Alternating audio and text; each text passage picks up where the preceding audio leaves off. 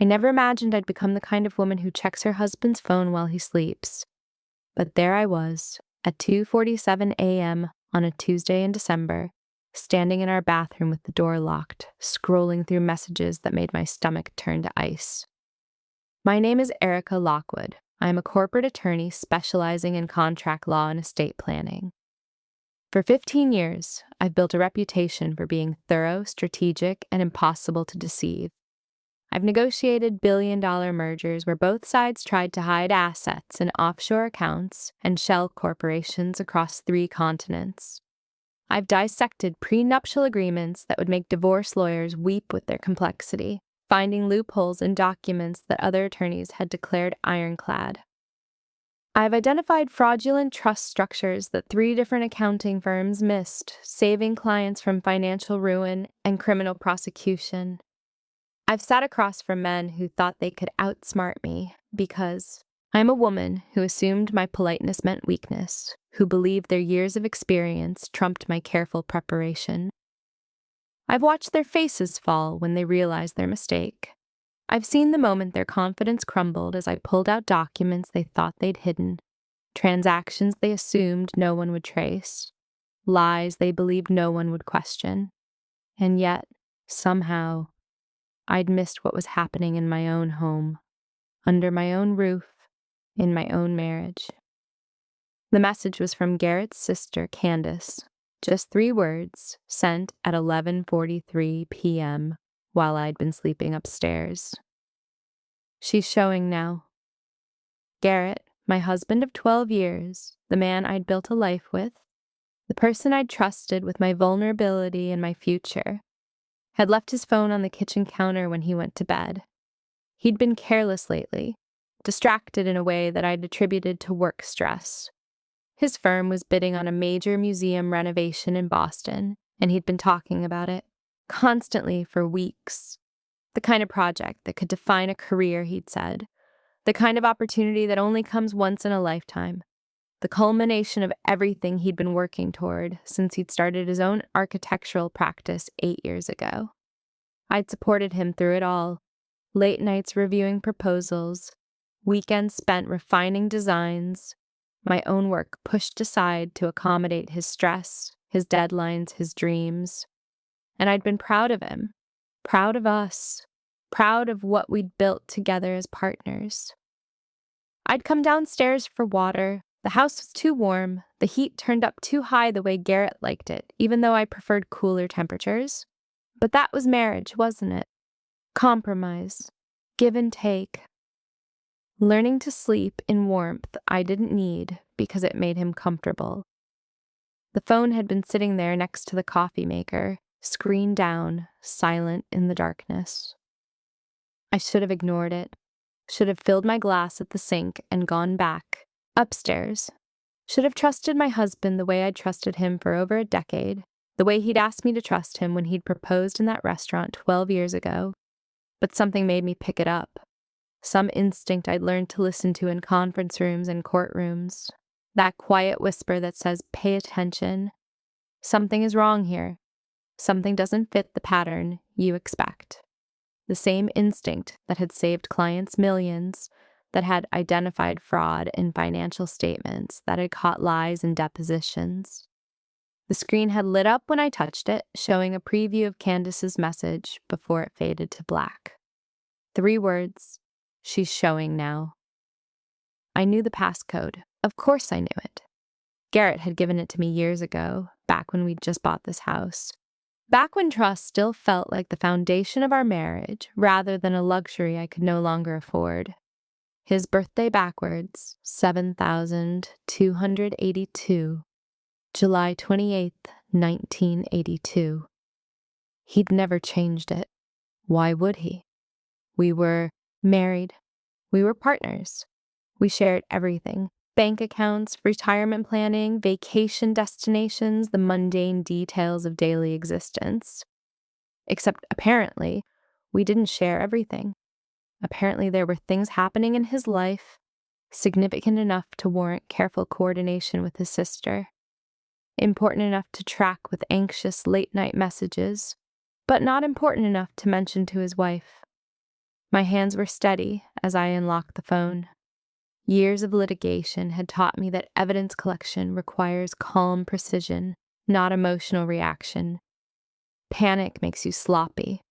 Anger makes you miss details. I'd seen clients destroy their own cases by acting on impulse, by confronting too early with too little information, by revealing what they knew before they understood what it meant, before they'd built an airtight case.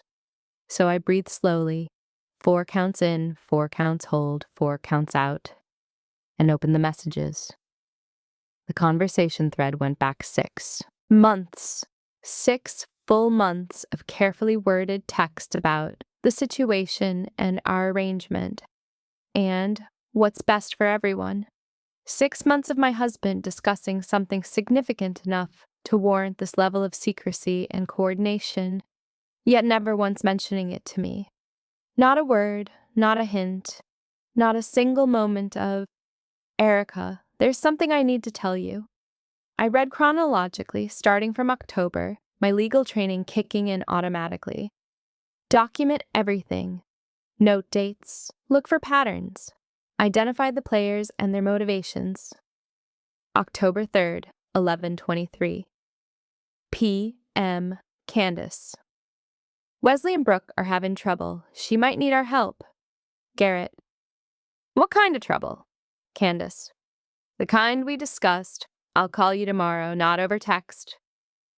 October 7th, 2:15. M. Garrett. Talk to the specialist. It's possible. Candace. And Brooke agreed. Garrett.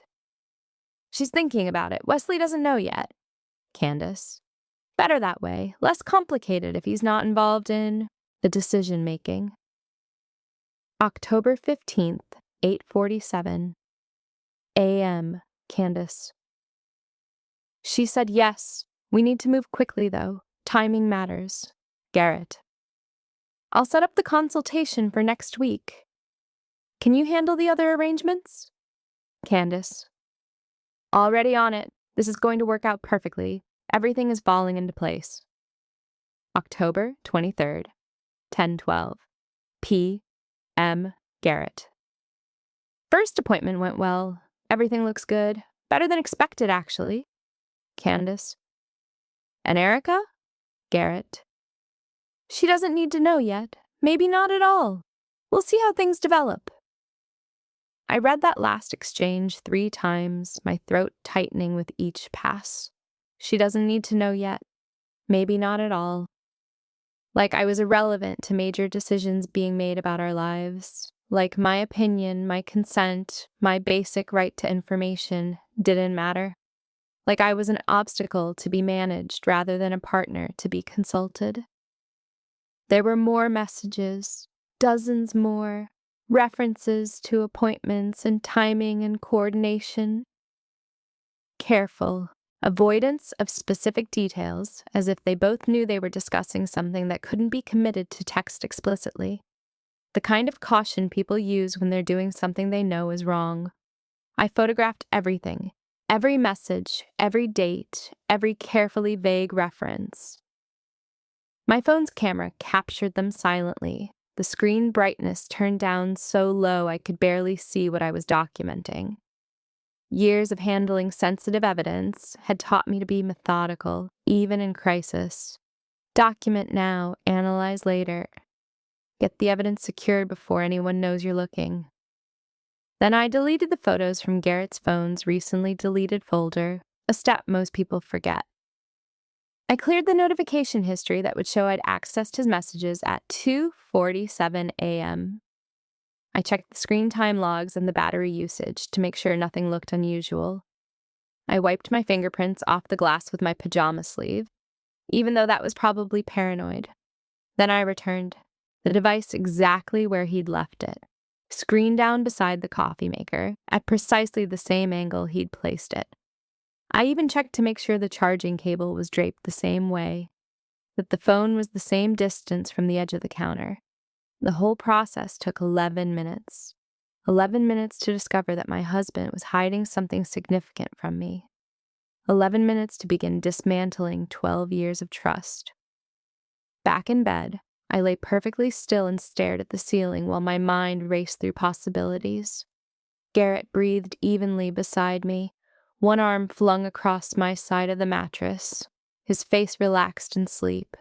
He looked peaceful, innocent, like the man I'd married, the ambitious architect with the easy smile and the warm laugh, who'd promised me partnership in all things, equal stakes, equal say, equal respect. "I don't want a traditional marriage," he'd said the night he proposed, kneeling in our favorite restaurant while other diners pretended not to watch. "I want a partnership. 2 careers, 2 minds, 2 people building something together. No one ahead, no one behind. Just us, side by side, facing whatever comes." I'd believed him then. I'd believed every word. I designed my life around that promise, kept my career ambitious because he said he wanted an equal, maintained my financial independence because he insisted on it, never asked him to prioritize me over his work because I expected the same courtesy in return. And for 12 years, it had seemed to work. We'd built successful careers. We'd bought this house together. We'd traveled. We'd laughed. We'd navigated the normal challenges of marriage with what I'd thought was mutual respect and genuine partnership. Now I stared at the ceiling and wondered how long I'd been sleeping next to a stranger. How many other secrets were there? How many other decisions had been made without me?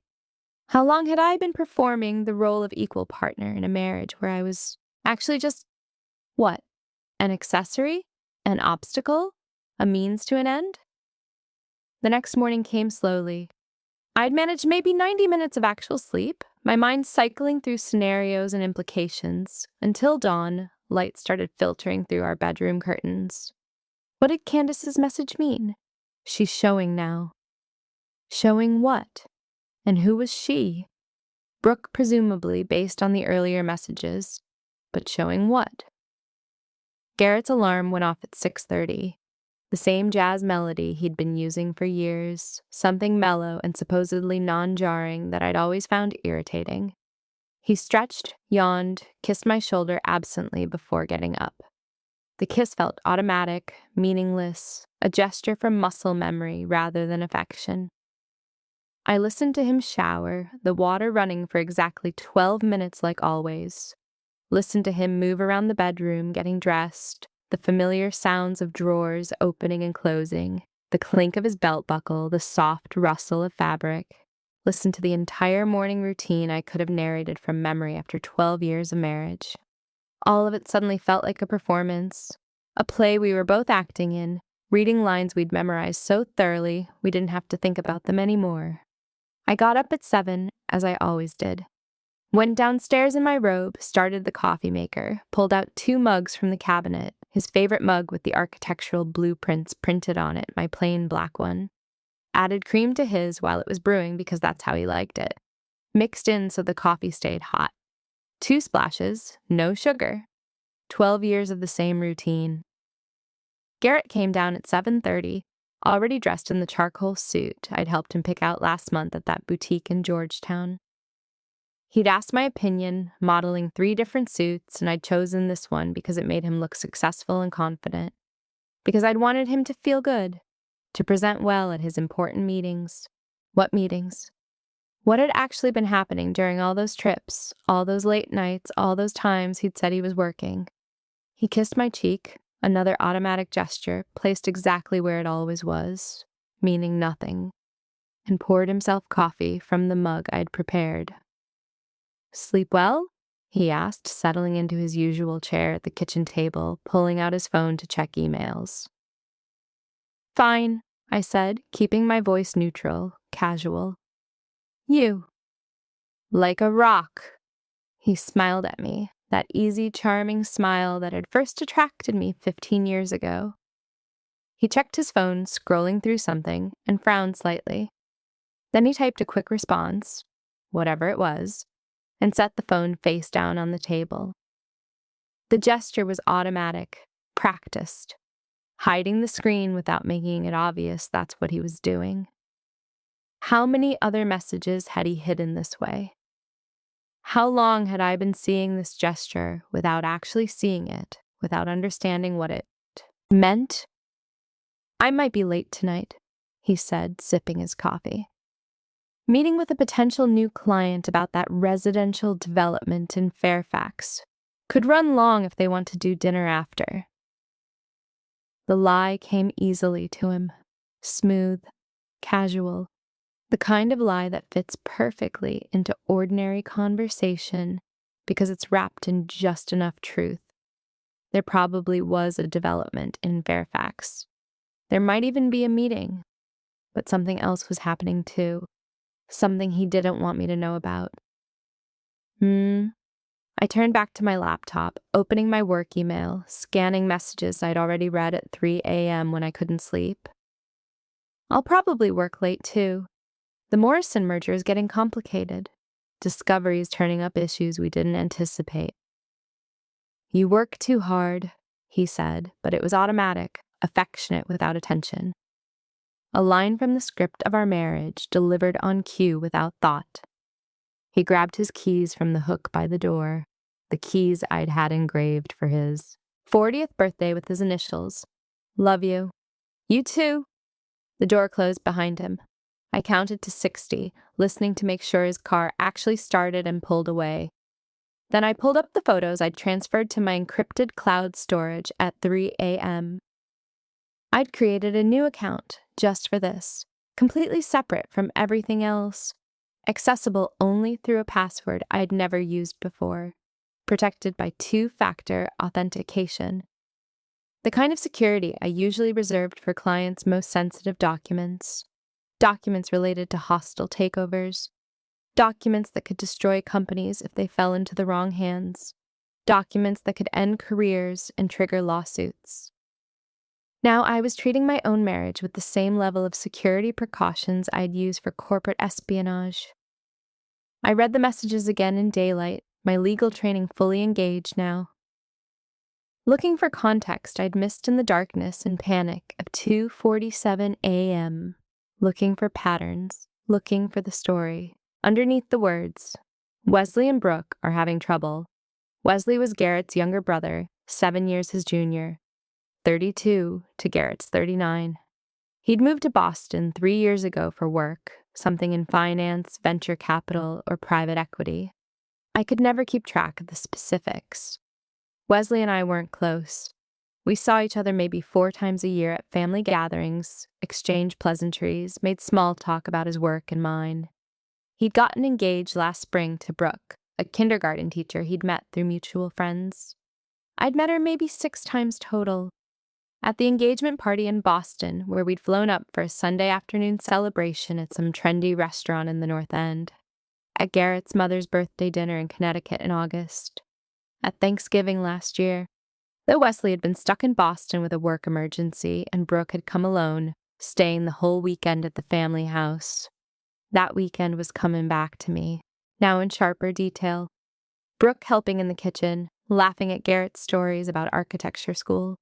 The two of them taking a long walk together Saturday afternoon while I was on a conference call with a client in Singapore, some merger that couldn't wait for business hours in my time zone. Garrett and Brooke, coming back from that walk, both flushed from cold, both cheerful, Brooke's cheeks pink and her eyes bright. At the time, I'd thought it was nice, familial, evidence that Brooke would fit well into the Lockwood family dynamics, that she and Garrett were developing a friendly relationship, that the family was welcoming Wesley's choice. Now I wondered what I'd missed while I was on that call. What had been said during that walk? What had been decided? Had that weekend been when this whole thing started? I pulled up my calendar and scrolled backward through the months, cross-referencing dates. October, when those first messages started, was right after Wesley's engagement party. The party had been on a Sunday, October 1st. Garrett and I had flown up Saturday morning, September 30th. Stayed in a hotel near the restaurant, attended the party Sunday afternoon, champagne and appetizers and toasts to the happy couple. But I'd flown back to D.C. Sunday evening. I'd had court Monday morning, a hearing I couldn't miss. And Garrett had suggested he stay in Boston an extra day.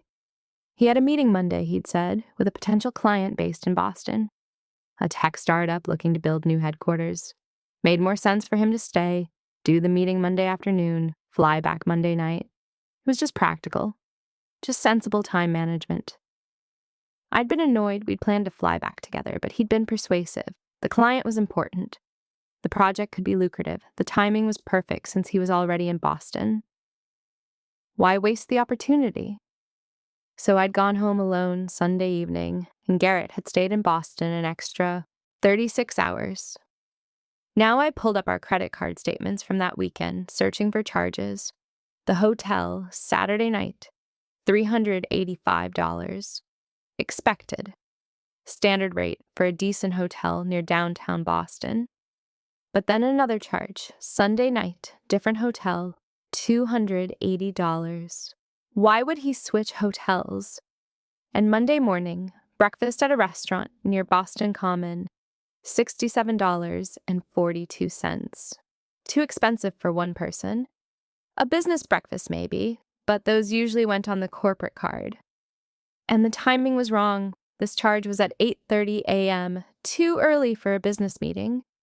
I documented everything, screenshots with timestamps, cross-referenced with Garrett's travel calendar in our shared digital account. The calendar we'd both maintained for years to coordinate our schedules. Created a spreadsheet with dates, locations, amounts, and notes about suspicious patterns. This was what I did for clients. Build cases from fragments, identify inconsistencies, follow the money. Trust the data more than the explanations. Now I was doing it for myself. At 8:30, I called my office. Denise, I'm going to work from home this morning. Can you move my 9 o'clock client meeting to this afternoon, around 3? My paralegal, Denise Radcliffe, had been with me for 8 years. She was 47, meticulous, protective of my time and reputation. She knew my rhythms, my patterns, the difference between a normal schedule change and something unusual. Everything okay? She asked carefully. There was concern in her voice, the kind that comes from working closely with someone long enough to hear what they're not saying. Personal matter, I said, keeping my tone professional but not cold. Nothing urgent. I'll be in by noon, probably earlier. Okay. A pause. The Morrison files are on your desk when you're ready. An opposing counsel called yesterday afternoon after you left. They want to talk settlement. Of course they do. Discovery's going badly for them. We'll discuss strategy when I get in. Take care of yourself, Erica. After we hung up, I sat at my home office desk and stared at the wall. I decorated this room myself 5 years ago when we'd renovated the house. Deep blue walls that felt calm and professional. Custom bookshelves filled with law books and case reports. A window overlooking our garden, the garden I'd planned and planted, the garden that was supposed to be my refuge from work stress. Everything in this house bore my fingerprints, my choices, my taste. I'd thought I was building a home, building our life together. Now I wondered how much of it had been real, how much had been performance, how much of Garrett's agreement with my decorating choices, my furniture selections, my vision for our space had been genuine partnership versus simply not caring because he was already mentally building a different life somewhere else. I needed to think clearly. Analyze this the way I would analyze any case. Start with known facts, build outward to reasonable inferences, identify gaps that needed more information. Known facts. Garrett and Candace were discussing something involving Wesley and Brooke starting in early October. The situation required Brooke's agreement to some arrangement. Wesley apparently didn't know about it, and they thought it was better he remained uninformed. There had been appointments with some kind of specialist. Whatever was happening had reached a point where, she's showing now. Garrett believed I didn't need to know about any of this reasonable inferences. The situation was medical or physical in nature, specialist showing. It involved some kind of arrangement or agreement, legal language and texts. It required coordination and planning, multiple messages over months. It was significant enough to hide from both Wesley and me. Candace was acting as coordinator or facilitator gaps, requiring more information. What kind of specialist? What was Brooke showing? What arrangements had been made? What was being hidden from Wesley specifically? Why was I being kept uninformed? What was Garrett's ultimate goal? The most obvious scenario made my stomach hurt just thinking about it. An affair. Garrett and Brooke having an affair, coordinated by Candace for reasons I couldn't understand. But that didn't quite fit the pattern. Affairs aren't usually facilitated by siblings, especially not Candace, who was cautious and risk-averse. And the message she's showing now suggested something physical, visible, ongoing. Not just a relationship, but a condition. Pregnancy.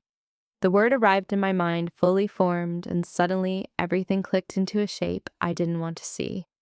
If Brooke was pregnant, that would explain showing now. Visible pregnancy, probably second trimester given the timing. But pregnant with whose child? And why would that require secrecy from Wesley? Unless Wesley wasn't the father. Unless Garrett was. Unless this had been planned from the beginning, coordinated through those meetings in Boston, facilitated by Candace, who was always the family organizer, the one who arranged gatherings and managed logistics and made sure everyone showed up where they were supposed to be. The thought made me physically ill. I stood up too quickly from my desk chair, and my office tilted alarmingly. I gripped the edge of the desk until the dizziness passed, breathing slowly, forcing down nausea. An affair was one kind of betrayal. Painful, but ultimately survivable. People recovered from affairs. They rebuilt trust, or they divorced and moved on. There were patterns to follow, legal precedents, established ways to navigate that kind of crisis. But a pregnancy, a child, was something else entirely. Permanent, irrevocable, the kind of thing that reshapes lives and destroys marriages and creates obligations that last decades. A child couldn't be ignored or forgiven or moved past. A child was a person, a permanent connection between Garrett and Brooke that I would never be able to escape even if we divorced. But it still didn't make complete sense. I forced myself to think past the emotional impact and analyze the logistics. Why would Candace be involved if this was just an affair that resulted in an unplanned pregnancy? Siblings might help cover up an affair, might provide alibis or keep secrets, but they wouldn't typically facilitate it with this level of organization. And why hide it from Wesley if Brooke was simply pregnant? If Garrett had gotten his brother's fiancée pregnant through an affair, the logical response would be damage control. Confession, apology, dealing with the fallout. Not careful coordination with specialists and discussions about timing and arrangements. Medical issues. Maybe Brooke had some kind of health problem and the family was helping pay for treatment. But then why hide it from Wesley, her fiancé? And why would Garrett be involved in appointments? And how would that make her show? Financial problems. Maybe Brooke needed money and the family was pooling resources to help. But again, why the secrecy? Why would Candace think it was better if Wesley wasn't involved in decision-making about his own fiancé's financial issues? I kept circling back to pregnancy. But if this was just an affair, just an unplanned pregnancy from an affair, why all the talk about specialists and arrangements and timing? Unless it wasn't an affair. Unless it was something planned, something intentional, something with legal structure and medical oversight. Surrogacy. The word hit me like cold water, sudden and clarifying. Surrogacy would explain everything. The appointments with specialists, fertility doctors, Brooke's agreement, consent to be a carrier, the secrecy from Wesley, avoiding complicated questions about why his fiancée was carrying his brother's baby. Candace's coordination, managing logistics for a complex arrangement. She's showing now the pregnancy was progressing visibly. But why would Garrett arrange for a surrogate without telling me? We'd never seriously discussed having children. There had been conversations early in our marriage in that abstract way young couples talk about someday and eventually and when the time is right. But I'd been building my career, pouring 80-hour weeks into making partner, establishing my reputation, and Garrett had been focused on starting his firm, building his client base, creating the kind of architectural practice he'd always dreamed of. Children had remained a vague future possibility that neither of us pushed for. A topic that came up occasionally and then faded away, postponed indefinitely by mutual silent agreement. If Garrett suddenly wanted a child badly enough to pursue surrogacy, why not discuss it with me first? Why involve his brother's fiancée rather than hiring a professional surrogate? Why structure it in secret, coordinated with his sister, hidden from his wife? Unless the point wasn't just to have a child. Unless there was something else he needed. Something that required this specific arrangement with these specific people and this specific level of secrecy. I pulled up our financial situation on my laptop, reviewing accounts I managed separately from our joint household finances. This was the structure we'd agreed on 12 years ago when we'd gotten married and drafted our prenuptial agreement. Separate professional accounts, joint household account for shared expenses, full transparency about everything. My income had grown substantially over the years.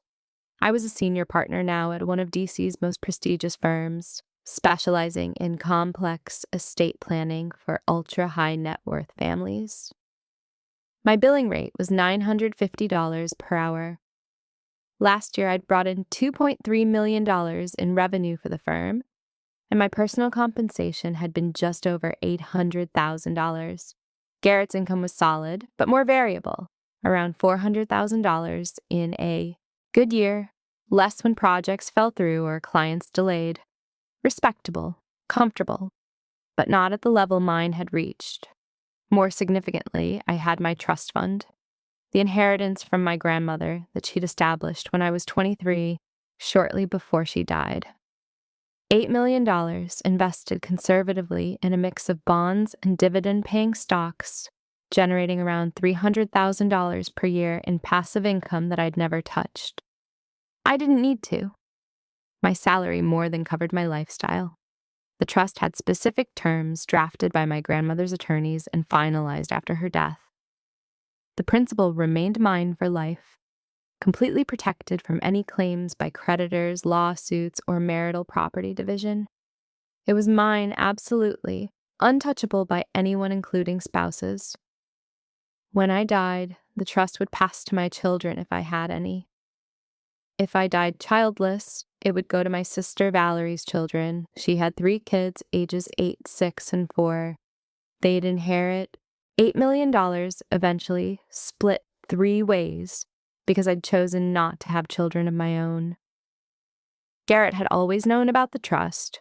We'd discussed it extensively during our engagement, when we were working with attorneys to draft our prenuptial agreement.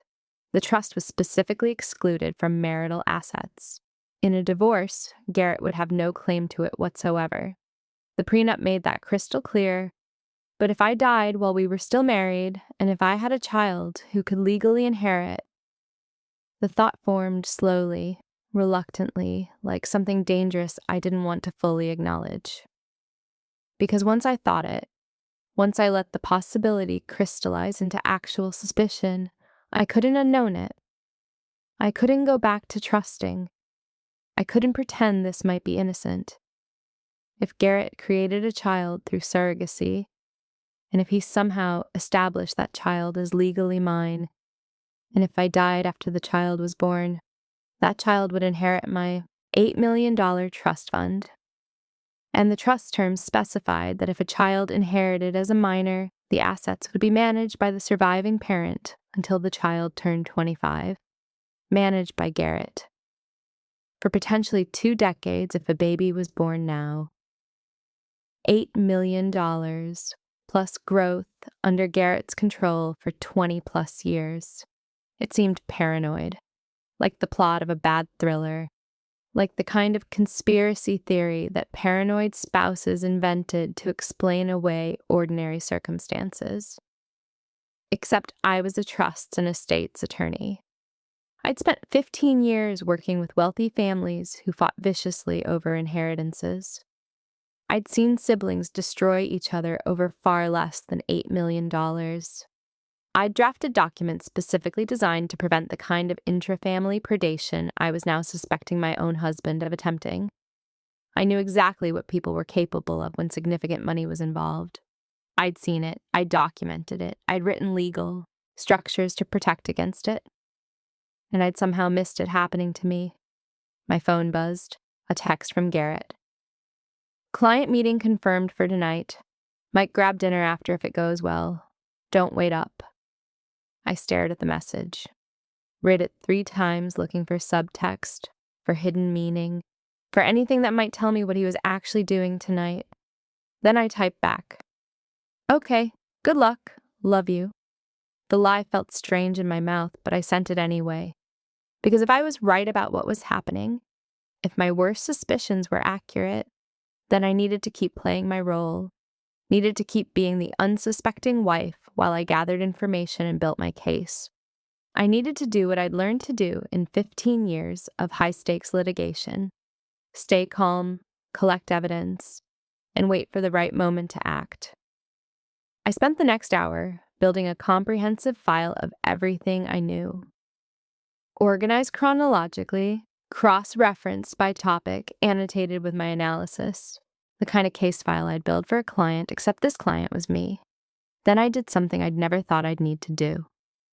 I opened a new browser in private mode and searched for Private Investigator DC Marital Issues. 3 hours later, I was sitting in a coffee shop in Georgetown meeting with a man named Silas Grant. He was in his mid-50s, weathered in a way that suggested he'd spent time in military or law enforcement, dressed in casual clothes that helped him blend into any environment. I need to know what my husband is doing, I told him quietly, where he's going, who he's seeing, whether he's in Boston when he claims to be in meetings. Silas nodded, making notes in a small leather notebook. You think he's having an affair?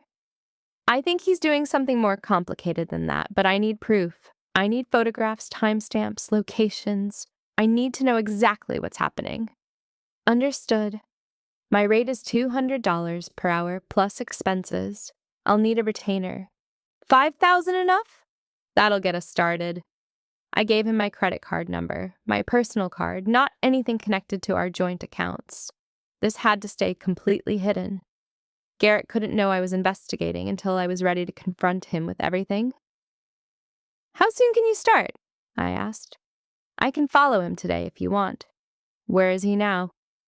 His office in DC, but I think he's planning a trip to Boston soon. That's where I need the most surveillance. I'll start with local observation, get a sense of his patterns. When does he usually travel? At least twice a month, sometimes more. He books his own travel, handles his own itineraries. Silas made more notes. I'll need access to his schedule if possible. Email or calendar. I hesitated. That felt like a line I couldn't cross. Giving someone else access to Garrett's private accounts felt more invasive than my own looking. But then I thought about those messages, about she's showing now, about the possibility that my husband was systematically planning to steal my inheritance. I gave Silas everything he needed. Email address, typical travel dates, descriptions of Garrett's car and usual appearance, the address of the Newton property I'd found in public records, Brooke's name, and the Cambridge address where the investigator's report said she was living. You'll get a report every 2 days, Silas said, or immediately if I find something significant. Photos will be encrypted and sent to your secure email. After he left, I sat in the coffee shop for another hour, drinking coffee that had gone cold, watching people pass by the window.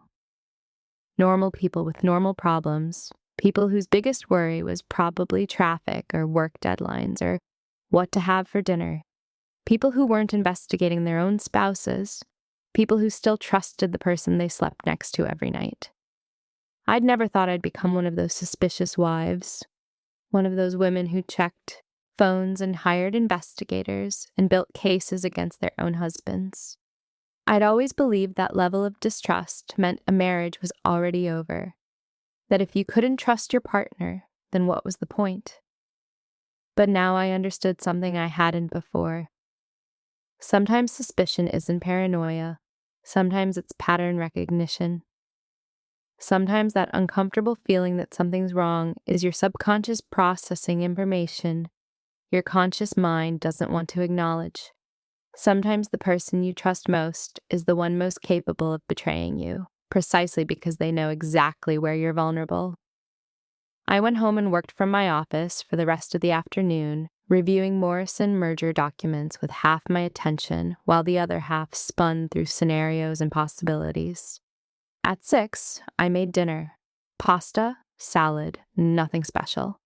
At 7, Garrett texted. Meeting went long, grabbing dinner with client, be home by 10. I ate alone, then poured myself a glass of wine and sat in the living room. The house felt different now, like it belonged to a stranger, like the life I'd thought I was living had been revealed as a set piece, temporary and false. At 10:15, Garrett came home. He looked tired but pleased, setting his briefcase by the door and loosening his tie. How'd it go? I asked. Really well. I think we're going to land this project. Client was impressed with the designs. That's great. I smiled, playing my role. Congratulations. He came over and kissed me, his lips warm, his hand cupping my cheek. It felt genuine. It felt like affection. It felt like 12 years of marriage and shared history and mutual care. And I wondered if any of it had ever been real. We talked about his meeting. The details he shared were plausible, consistent with what he'd been working on. We talked about my day, the Morrison merger, the settlement discussions, normal conversation, comfortable, the kind of easy exchange that comes from knowing someone for over a decade. Then we went to bed. Garrett fell asleep quickly, his breathing evening out within minutes. I lay awake beside him, staring at the ceiling, thinking about those messages. She's showing now. Over the next week, I fell into a routine that felt surreal. During the day, I was a successful attorney, managing complex cases and advising wealthy clients. At the office, I was sharp and focused, reviewing contracts and negotiating terms and building strategies that protected millions of dollars. At home, I was 2 people. There was the Erica that Garrett saw, his wife of 12 years, professionally focused but personally devoted, slightly distant in the way that long-married couples often are when they're both busy with work, unconcerned with his late nights and weekend calls, supportive of his career demands. And there was the other Erica, the one who spent every spare moment gathering information with the patience and precision I usually reserved for corporate litigation, the one who documented every inconsistency, the one who was building a case against her own husband. Silas sent his first report 3 days after I hired him. Garrett's local activities seemed normal. Office, client meetings, site visits to projects under construction. Nothing suspicious. But then Garrett booked a trip to Boston for the following week. Museum project, he told me. Need to meet with the director and review some site specifications. I'll be gone Wednesday through Friday. Wednesday morning, I called in sick to work and booked my own flight to Boston.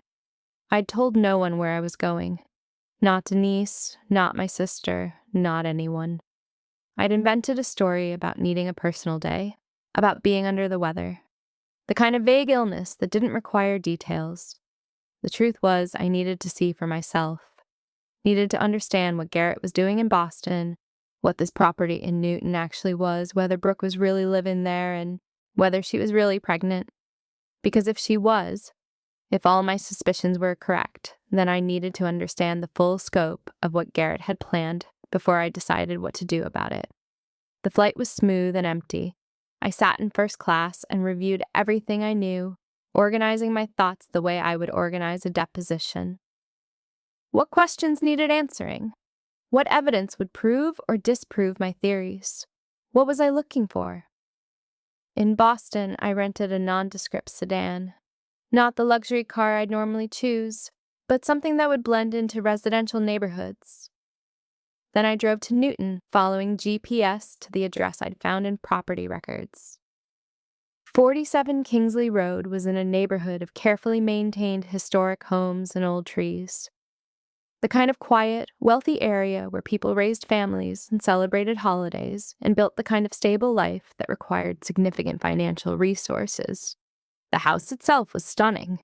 A renovated Victorian, with a wraparound porch, leaded glass windows, intricate woodwork that spoke to quality renovation.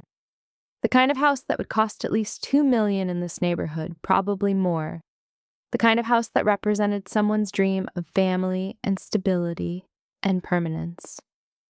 Garrett had purchased it through an LLC 3 months ago, and he'd never mentioned it to me, not once. I parked across the street, 2 houses down, where I could see the front door and driveway, but wouldn't be immediately obvious to anyone leaving or entering. Then I waited. After 40 minutes, a car pulled into the driveway. A silver Honda Civic with Massachusetts plates. The driver's door opened and Brooke got out. She was very clearly, visibly, unmistakably pregnant. 6 or 7 months at least, maybe more. Her belly was round and prominent under a winter coat she couldn't button. Her movements careful and deliberate, one hand supporting her lower back the way pregnant women do.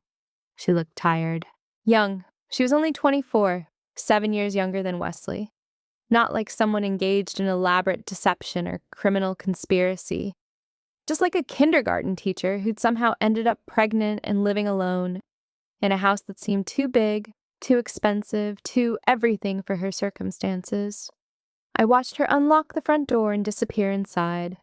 Lights came on in what looked like a kitchen. I could see through the windows, see her moving around, putting down bags, starting what looked like dinner preparation. Then the upstairs lights came on. I could see movement in several rooms. Then, after about 20 minutes, a light came on in a room at the back of the second floor. Through that window, I could just make out pale yellow walls and what looked like a crib. A nursery. Someone had set up a nursery in this house. Not just purchased property, not just made an investment, but actually prepared a space for a baby, with furniture and decor and all the details that suggested planning and intentionality and a vision of future life, Garrett's future life, with a child, in Boston, in a house I'd never seen until today. I sat in my rental car and felt something crack inside me, some final wall of denial, some last hope that this might all be a misunderstanding, some desperate belief that there had to be an innocent explanation. Because there was no innocent explanation for any of this.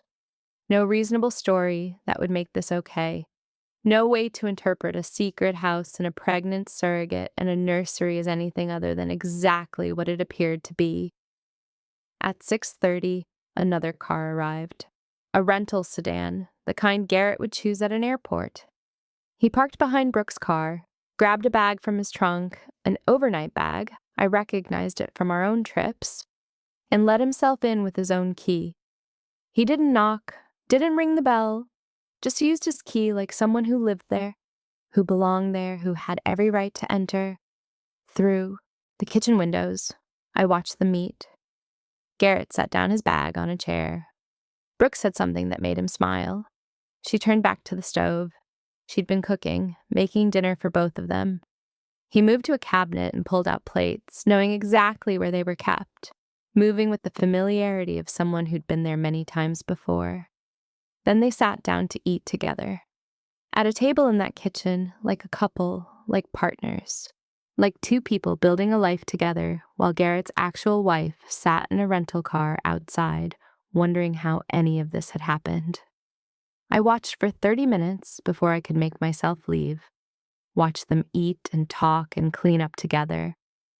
watched Garrett touch Brooke's shoulder as he passed behind her chair, watched them move through the evening routine like it was normal, like it was theirs, like this was the real life and everything in Dissy was the pretense. I drove back to my hotel and threw up in the bathroom. Then I sat on the edge of the bathtub with my phone, looking at my schedule, trying to figure out what to do next. I couldn't confront him. Not yet. Not without understanding the full legal structure of what he'd created. Not without knowing how to protect myself from whatever scheme he'd constructed.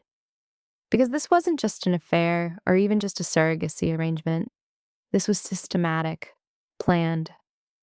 A man doesn't buy a $2 million house and set up a nursery and have his brother's fiancée carrying his baby without some larger plan in mind. And I needed to understand that plan completely before I showed my hand. The next morning, I went to Victor Bancroft's office in Back Bay. I'd looked him up after finding his name in our credit card statements. Monthly payments of $1,500 to Bancroft Legal Solutions starting in August. A reproductive law attorney, someone who specialized in surrogacy agreements and complex family formation. His office was in a renovated brownstone, elegant and discreet. A small brass plaque by the door. Bancroft Legal Solutions, by appointment only. I rang the bell anyway. A young woman answered, professional and warm. Can I help you? I'm hoping to speak with Mr. Bancroft about a potential surrogacy arrangement. I'd rehearsed this. I know I don't have an appointment, but I'm only in Boston for the day, and this is somewhat time-sensitive. She looked uncertain. He's usually booked solid, but let me check. Can I have your name? Natalie Winslow, I said, using a name from the whitelist I'd been given, playing a character, becoming someone else so I could learn the truth about my own life. She disappeared into the office. I waited in a small reception area surrounded by photographs of smiling families holding babies, happy endings, successful arrangements, the visible face of reproductive law that helped people build families, or apparently that helped people construct elaborate schemes to defraud their wives. After 5 minutes, the receptionist returned. Mr. Bancroft can give you 15 minutes. He has a call at 1, but he's free now. Victor Bancroft's office was lined with law books and had a window overlooking the street. He stood to shake my hand, younger than I'd expected, maybe early 40s with graying hair and an easy professional manner. Ms. Winslow, please have a seat. Sarah said you're interested in surrogacy? I'm exploring options, I said carefully, settling into the chair across from his desk. My husband and I have been having fertility challenges, and we're considering using a gestational carrier. Of course, that's a path many of my clients take. He pulled out a notepad. Can I ask if you've already identified a potential carrier, or are you looking for referrals to agencies? We have someone in mind, a family member actually, my husband's sister-in-law. His expression shifted subtly. Still friendly, still professional, but more focused. A family member can be wonderful, very generous, though these arrangements do require careful emotional and legal boundaries. That's what I wanted to discuss. How would something like that work? Legally, I mean, what's the process? He leaned back in his chair, settling into what was clearly a familiar explanation. Well, first, we'd need to establish whether this is traditional surrogacy, where the carrier is also the biological mother using her own eggs, or gestational surrogacy, where the carrier has no genetic connection to the child. Most of my clients opt for gestational these days, as it's legally cleaner. Gestational, I said, picking the option that seemed most relevant to what Garrett might be doing. Using my eggs and my husband's sperm, but having someone else carry. Perfect! So you'd go through IVF to create embryos, have genetic testing done if you want it. Most people do these days to screen for chromosomal abnormalities, then transfer 1 or more embryos to your carrier. He was making notes as he talked. Throughout the pregnancy, your carrier would be exactly that, just carrying the baby. She wouldn't be the mother in any biological or legal sense. And on the birth certificate? You and your husband would be listed as the parents. We'd file a pre-birth order with the court establishing your parental rights. The carrier's name wouldn't appear anywhere on the birth certificate. From a legal perspective, she was never the mother, just the person who helped bring your child into the world. Just the person who helped. Brooke reduced to a temporary vessel, erased from the legal record of her own pregnancy, made invisible in the documentation of a child she'd carried for 9 months. What if? I paused, as if the question had just occurred to me rather than being the entire reason I was here. What if I couldn't be on the birth certificate? For medical reasons or something? His eyebrows rose slightly. I'm not sure I understand. If you're the intended mother and you're using your genetic material, why wouldn't you be on the birth certificate? Just hypothetically, if something happened to me, if I wasn't able to be listed as a legal parent, would my husband and the carrier both be listed instead? That's not how it typically works, Ms. Winslow. His tone had shifted, becoming more cautious. The intended parents are listed on the birth certificate, not the carrier. That's the whole point of the legal structure. If you're concerned about something happening to you, we'd address that through estate planning and guardianship designations, not by changing the parentage documentation. But it could still proceed. If I died before the birth, the pregnancy could continue and my husband could still be named as the parent. He set down his pen and looked at me steadily. If you died after embryo creation but before birth, that would create significant legal complications. Typically, we'd advise against moving forward with a pregnancy in that scenario. The intended mother's death would void the arrangement in most cases, but not always. It would depend on the specific contract language and state law. But Ms. Winslow, I have to ask, are you asking this because you have serious health concerns? Because if you do, we need to have a very different conversation about whether surrogacy is appropriate for you at all. No health concerns. I'm just trying to understand all the possibilities, all the ways this could work or not work. I appreciate the thoroughness, he said slowly. But these are very unusual questions for someone just beginning to explore surrogacy. Most people want to know about the process, the timeline, the costs. You're asking about edge cases and contingencies that honestly sound more like you're concerned about something specific, rather than just gathering general information. He was getting suspicious. I'd pushed too hard, asked too many pointed questions. Time to pivot. You're right, I said, forcing a laugh that I hoped sounded embarrassed rather than calculating. I'm sorry, I'm a lawyer myself, estate planning, and I tend to jump to worst-case scenarios. Occupational hazard. My husband says I overthink everything. His expression relaxed slightly. A fellow attorney. That explains the questions. What kind of estate planning? Trusts, mostly. High net worth families. Complex inheritance situations. So you're thinking about how a child born through surrogacy would fit into trust structures and inheritance plans? Exactly. He nodded, understanding now. That's actually a very reasonable concern. Many trusts have language that specifies biological descendants, which can create complications for children born through assisted reproduction. But modern law generally treats children born through legal surrogacy arrangements as biological descendants of the intended parents for inheritance purposes, even when there's no genetic connection on one side. Even if the intended mother has no genetic connection. Correct. Legal parentage is what matters for inheritance purposes. If you're listed as the legal mother on the birth certificate through proper surrogacy procedures, that child is your heir for all legal purposes, including trust inheritance. There it was, the confirmation I'd been looking for. A child born through surrogacy, even without any genetic connection to me, could legally inherit my trust if proper procedures were followed to establish me as the legal mother. All Garrett would need was my cooperation, or documentation that falsely claimed my cooperation, and then he'd need me to die. That's very helpful, I said, standing up. Thank you for your time, Mr. Bancroft. Of course, if you decide to move forward, I'd be happy to represent you. Though I do want to mention, he paused, choosing his words carefully. Surrogacy works best when everyone's motives are clear and aligned. If you have concerns about inheritance planning or what happens in various hypothetical scenarios, it's worth examining why those concerns are so prominent. Sometimes that discomfort is telling you something important about whether this is the right path.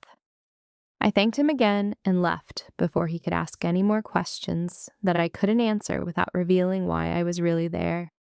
Outside, I stood on the cold sidewalk and let everything settle into place. Garrett could create a child through surrogacy. He could establish that child as legally mine even though I had no genetic connection. He could structure it so that child would inherit my $8 million trust if I died. And he was doing all of it without my knowledge, hiding it with the help of his sister, using his brother's fiancée as the carrier, building a life in Boston that I was never supposed to discover. The only question left was, how far was he planning to go?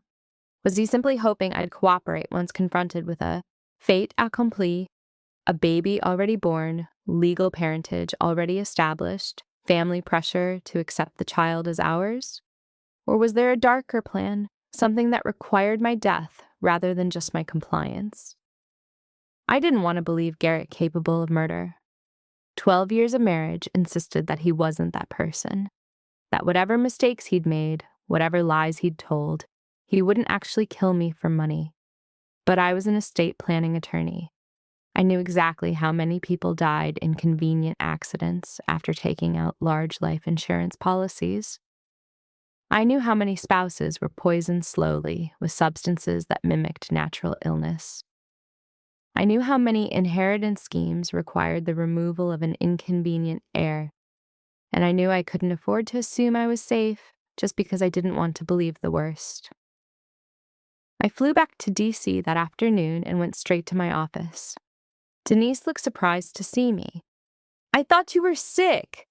"Feeling better," I said. "Need to catch up on some work." I closed my office door and pulled up our life insurance policies. I'd reviewed them when they were issued years ago, but I hadn't looked at them recently.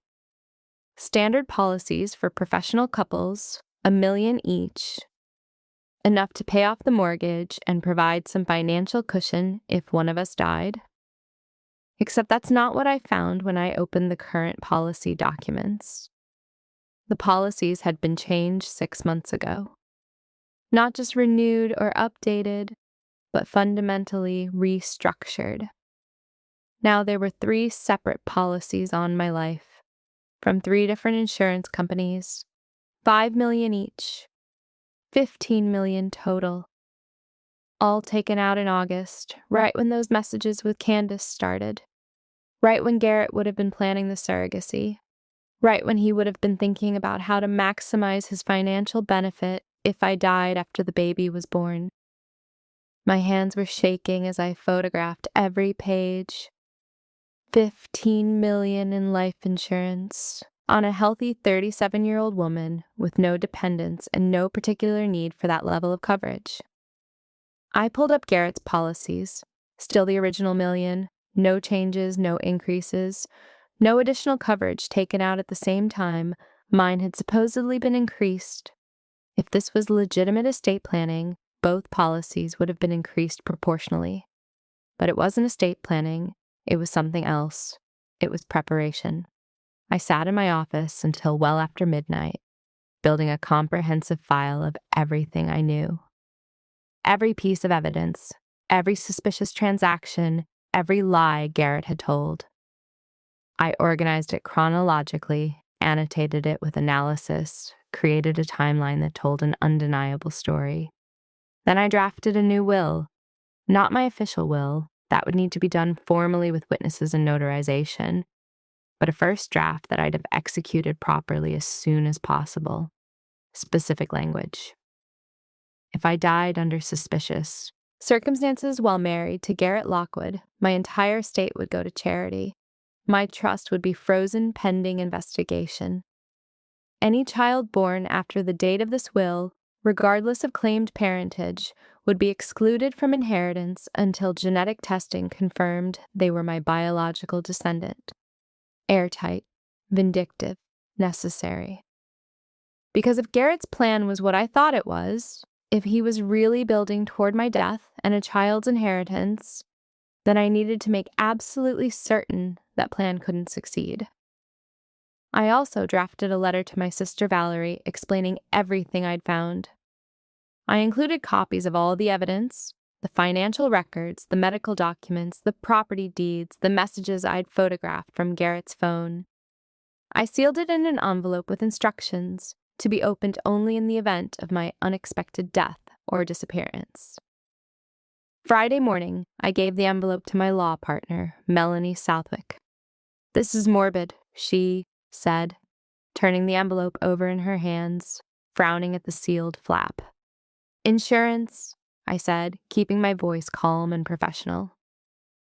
"I'm working on a complicated case with some ethically questionable people. Just keeping this safe in case anything happens to me." Melanie had been my partner for 6 years. We'd built successful practices together, covered for each other during trials, celebrated wins, and commiserated over losses. She knew me well enough to hear the tension underneath my casual tone. "Erica, are you in danger? Should I be worried about you?" "No," I said, and hoped it was true. "I'm just being thorough. You know me. I plan for every contingency." She still looked worried, but she agreed to lock the envelope in her office safe. "If anything happens to you, I'll make sure your sister gets this immediately." "Thank you." Garrett came home that Friday night, cheerful and relaxed after his days in Boston. He talked about the museum project, about site meetings, and design reviews.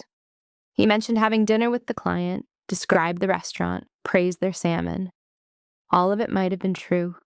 The museum project probably was real, but everything felt like a lie now. Every word filtered through the knowledge of what he was really doing in Boston, who he was really spending time with, what life he was really building while pretending to be building one with me. Saturday morning, I made coffee like always.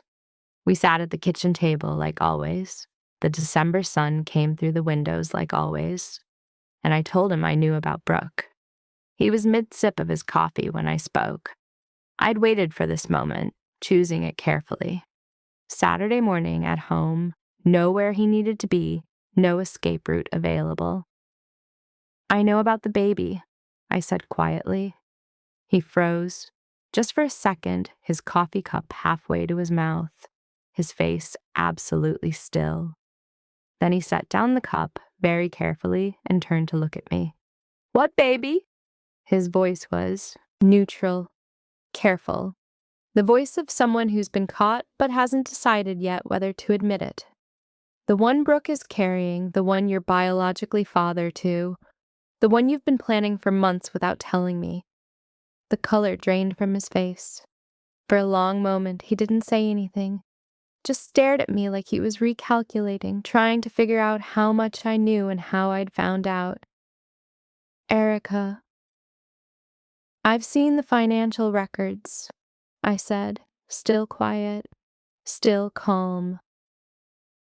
"The house in Newton that you purchased through an LLC with Candace, the monthly payments to Brooke, the medical files in your study, the contracts with Victor Bancroft, the life insurance policies you took out on me. I know everything." He opened his mouth, closed it, opened it again. "How long have you known?" "Doesn't matter." "I suppose not." He rubbed his face with both hands, suddenly looking exhausted and much older than 39. "I was going to tell you." I laughed, and it sounded harsh even to my own ears. "When? When were you going to tell me? Before or after the baby was born? Before or after you'd established legal parentage with Brooke? Before or after you'd structured everything so that child could inherit my trust?" "It's not like that." "Then what is it like, Garrett? Explain it to me." Make me understand how you could do this without telling me. Make me understand how you could buy a house and set up a nursery and have your brother's fiancée carrying your baby and think that was okay, that you didn't owe me even a conversation about it. He was quiet for a long time, his hands wrapped around his coffee cup, his eyes fixed on the table. When he finally spoke, his voice was defensive, almost petulant. You never wanted children.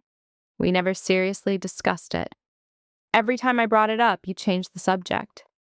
He looked up at me now, and there was anger in his eyes. Real anger, not the careful neutrality from before. You were always too busy, too focused on your career. Work came first, always. Your clients, your cases, your reputation. I waited 12 years for you to be ready, and you never were. So you decided to have a child with Brooke instead? It's not like that. This isn't an affair, Erica. It's not about Brooke. It's a surrogacy arrangement, professional, legal. She's just helping me, helping us. Helping us? I leaned forward. I'm not part of this, Garrett. My name is nowhere in your contracts. I'm not listed as an intended parent. I'm not involved in any of the planning. This is you and Brooke, coordinated by Candace, documented by Victor Bancroft. There is no us in any of this. Because you would have said no. His voice rose. If I'd asked you, if I'd told you I wanted this, you would have said no. You would have given me 100 reasons why it wasn't the right time, why we should wait, why your career needed to come first. So yes, I made the decision without you, because someone had to make a decision, and you were never going to be the one to do it. That wasn't your choice to make, wasn't it? We're married, Erica. We're supposed to be building a life together. But you've spent 12 years building your career instead. Your firm, your clients, your reputation. I've watched you choose work over me 1,000 times. Over us. Over anything that might require you to be something other than perfectly controlled and ambitiously successful. So you took out $15 million in life insurance on me. That stopped him. The anger drained from his face, replaced by something more careful, more calculated. That's standard estate planning. It's not standard anything. Show me the policies on you, Garrett. Show me the $15 million you took out on yourself at the same time. He didn't answer. You can't, I said quietly. Because those policies don't exist. Because this wasn't about protecting our family or planning for contingencies. This was about creating a financial incentive for me to die after that baby is born.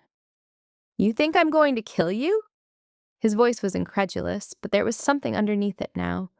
Fear, maybe, or the realization that I'd figured out more than he'd expected.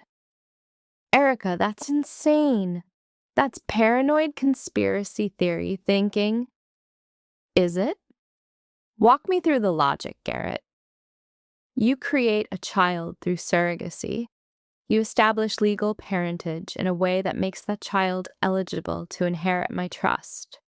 You take out $15 million in life insurance on me. And then, what? What's supposed to happen next? Nothing. I never planned to hurt you. The insurance was it was protection in case something happened. The insurance is on me, not on you. Protection from what? I'm healthy. I'm 37. I have no health problems, no dangerous hobbies, no reason to need that level of coverage. Unless someone was planning for me to die. No. He stood up abruptly, his chair scraping against the floor. No, you're twisting this. You're making it sound like some kind of murder plot, and that's not what this is. I wanted a child. I found a way to have one. Yes, I should have told you. Yes, I should have included you.